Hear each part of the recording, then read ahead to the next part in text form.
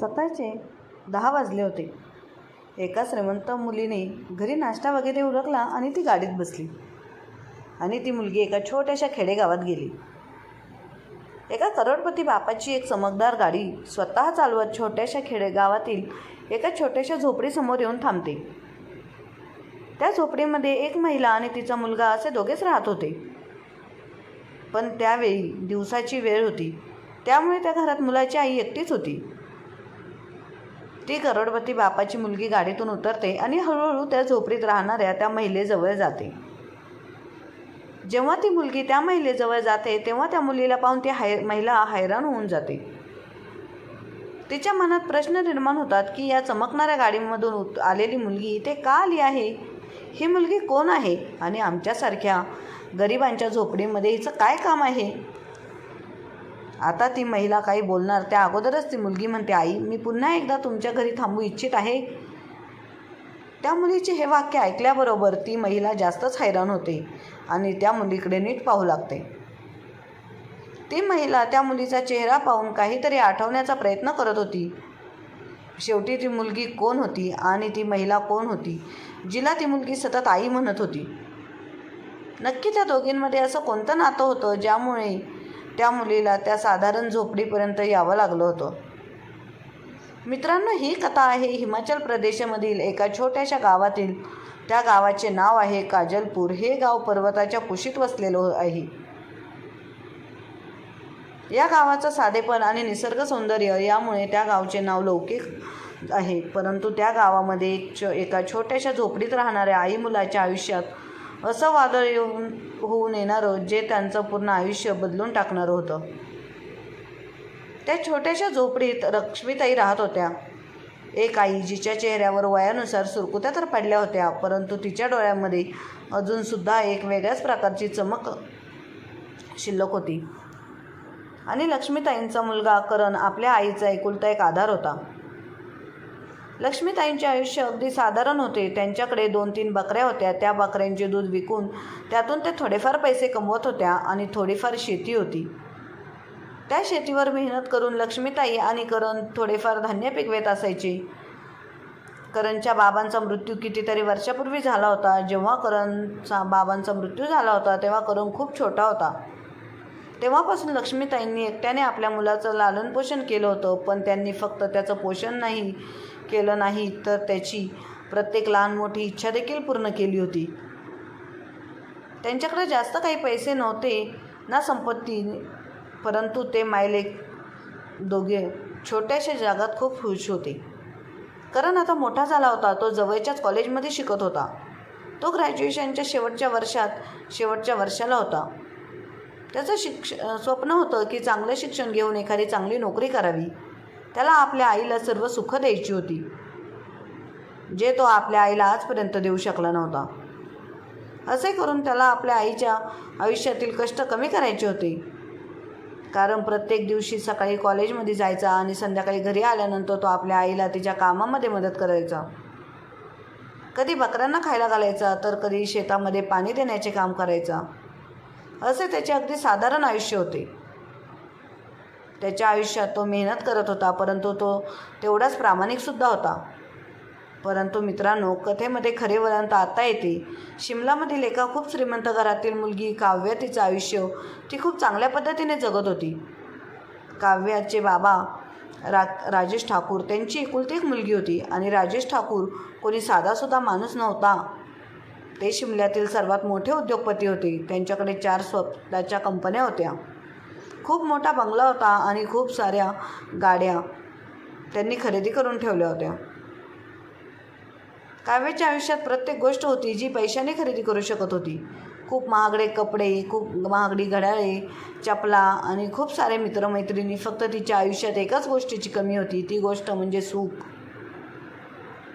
काव्याचे बाबा राजेश ठाकूर दिवस रात्र आपल्या व्यवसायात व्यस्त असायचे. काव्याची आई वसुंधराताई त्यांच्या सामाजिक कार्यात नेहमी व्यस्त असायच्या. अशा परिस्थितीमध्ये काव्या एकटीच आपल्या रूममध्ये बसून विचार करत बसायची की काय होईल, आयुष्य एवढंच आहे का? तिला मोकळ्या हवेत श्वास घ्यायला, फिरायला खूप आवडायचं. म्हणून ती कधी कधी एकटीच आपली गाडी घ्यायची आणि कधी जंगल सफारी करण्यासाठी तर कधी उंच पर्वतावरून हिल स्टेशनवर फिरण्यासाठी जायची. असेच एक दिवस काव्याने पुन्हा एकदा तसेच केले. तिने आपल्या गाडीची चावी घेतली आणि घरातील कोणालाच काही सांगितलं नाही आणि सरळ घराबाहेर पडली. ती सरळ काजलपूर गावाजवळच्या उंच पर्वतावर गाडी घेऊन गेली. त्या दिवशी वातावरण स्वच्छ, सर्वत्र सूर्यकिरण पसरलेले होते. अशा वातावरणामध्ये काव्या गाडीतून संगीत चालू करून रस्त्याने पुढे जात होती. ती उंच ठिकाणी गेल्यावर तिथलं निसर्ग सौंदर्य अनुभवू लागली. त्या निसर्ग सौंदर्यामध्ये काव्या आपल्या मनाला थोडं शांत करण्याचा प्रयत्न करत होती. संध्याकाळ होत आहे हे तिच्या लक्षात आल्याबरोबर ती तिथून परत यायला निघाली. परंतु तेव्हाच तिच्याबरोबर अशी काही घटना घडली ज्यानं तिचं आयुष्यच बदलले. एका गावाजवळ पोहोचल्यानंतर अचानक काव्याची कार बंद पडली. सुरुवातीला काव्याने विचार केला की काहीतरी छोटं मोठं कारण असेल, परंतु जेव्हा तिने इंजिन चेक केलं तेव्हा तिला काही समजलं नाही. अशातच हलका पाऊस सुरू झाला, पण काही वेळाने पावसाचा जोर वाढू लागला होता. शेवटी घाबरतच काव्याने आपला मोबाईल काढला. ती विचार करत होती की कोणाला तरी फोन करून मदतीसाठी बोलावून घ्यावी. परंतु जेव्हा तिचा मोबाईलवरच्या स्क्रीनवर नजर पडली तेव्हा तिला धक्काच बसला.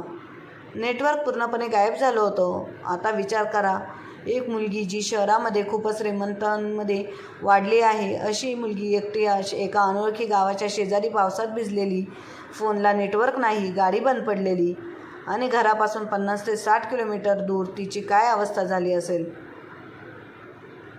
त्यात त्या रस्त्यावर गाडी दुरुस्तीचे दुकान किंवा इतर काही नव्हतं.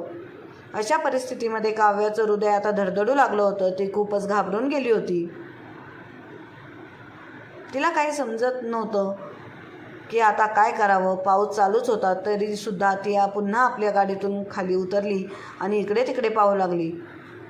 त्या पावसामध्ये सुद्धा ती गाडी चालू करण्यासाठी प्रयत्न करत होती, परंतु तिला काही समजत नव्हतं. शेवटी कंटाळून ती गाडीमध्ये बसणारच होती.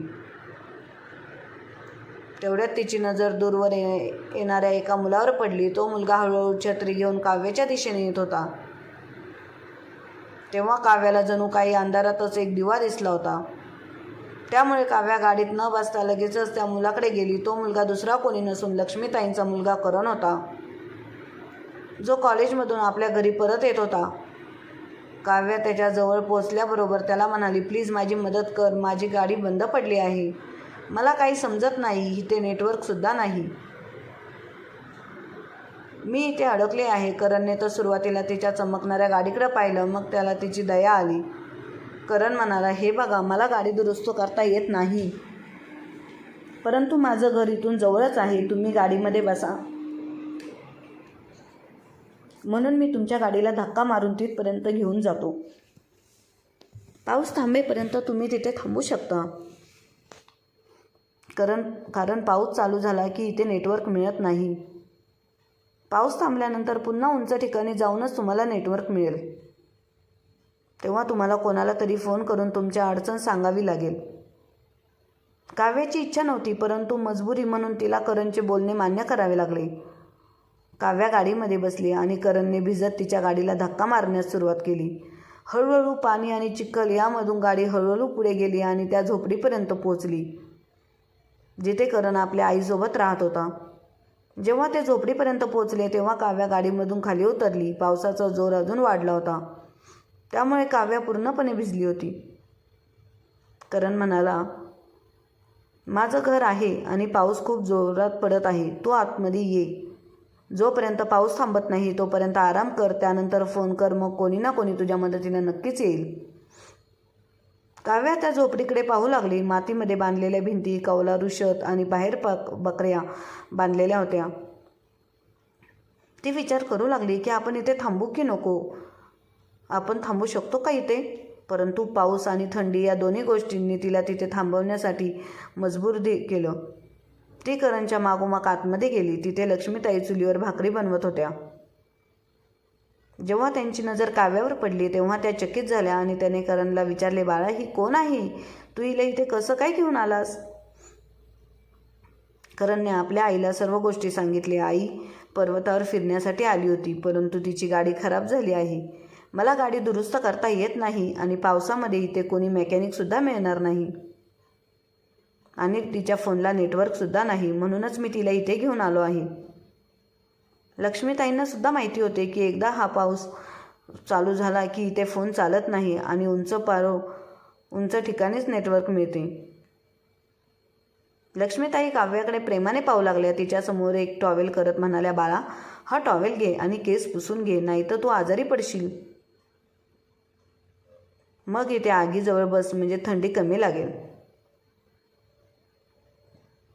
तिला काव्याने लक्ष्मीताईंच्या हातातील टॉवेल घेतला, आपले केस पुसले आणि चुलीच्या आगीजवळ झेप घेतली, बसली. अजूनसुद्धा थोडी घाबरलेली होती, परंतु लक्ष्मीताईंच्या प्रेमळ बोलण्याने तिच्या मनातील भीती थोडी कमी झाली. काव्याची झोपडीमध्ये एक नजर फिरवली. तिने काही वस्तू ठेवण्यात आल्या होत्या. त्या वस्तू तिच्यासाठी अगदी नवीन होत्या. तिथे एका दगडाचा खलबत्ता ठेवला होता. तो खलबत्ता पाहिल्याबरोबर काव्याने लक्ष्मीताईंना प्रश्न केला, आई, दगडे इथे का ठेवले आहेत? लक्ष्मीताई हसल्या आणि म्हणाल्या, बाळा, दगड नाहीत, हा खलबत्ता आहे. याच्यामध्ये आम्ही चटणी बनवतो. काव्या हैराण होत म्हणाली, चटणी? तर मिक्सरमध्ये बनवतात ना? तेव्हा लक्ष्मीताई हसतच म्हणाल्या, हो मुली, चटणी मिक्सरमध्येच बनते, पण आमच्या गरिबांचा मिक्सर हाच खलबत्ता आहे.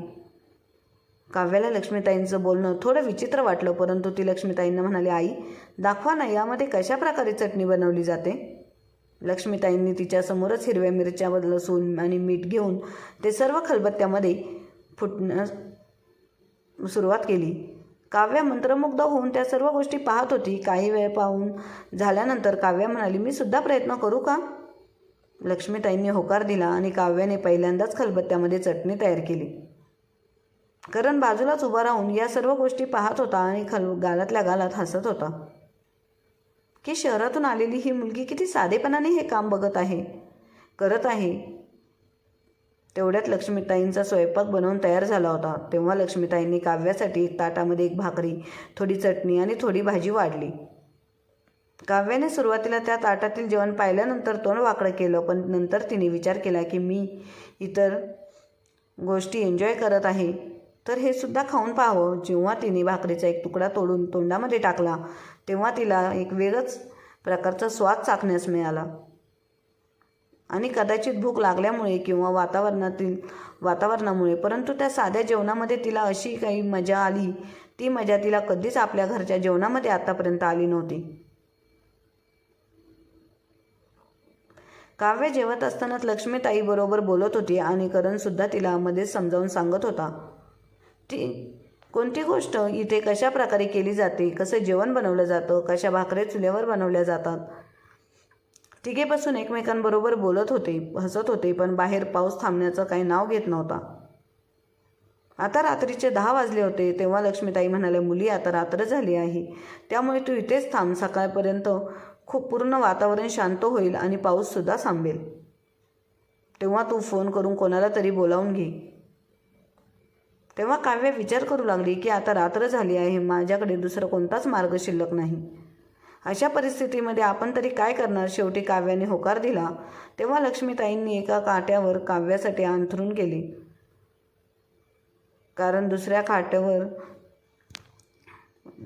करण झोपला आणि दोघांमध्ये लक्ष्मीताई झोपल्या. त्या आता अंथरुणावर पडून एकमेकांबरोबर बोलत होते. करण आपल्या आईबरोबर मस्करी करत होता आणि आपल्या जुन्या गोष्टींना उजाळा देत होता.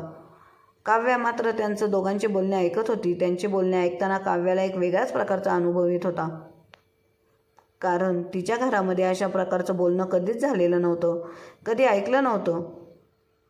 तिच्या बाबांकडे तेवढा वेळ नव्हता आणि तिच्या आई तिच्या जगामध्ये व्यस्त आणि काव्य एकटीच तिच्या रूममध्ये बंद असायची. आणि इथे एका छोट्याशा झोपडीत एवढी गरिबी असताना सुद्धा जे सुख होतं ते सुख अनुभवून ती हैराण झाली होती. रात्र निघून गेली आणि सकाळपर्यंत पाऊससुद्धा थांबला होता. करणने काव्याला उठवले आणि म्हणाला, आता पाऊस थांबला आहे, चला उंच ठिकाणी जाऊया, तिथून फोन करूया. तुझ्या घरचे परेशान झाले असतील, घाबरून गेले असतील.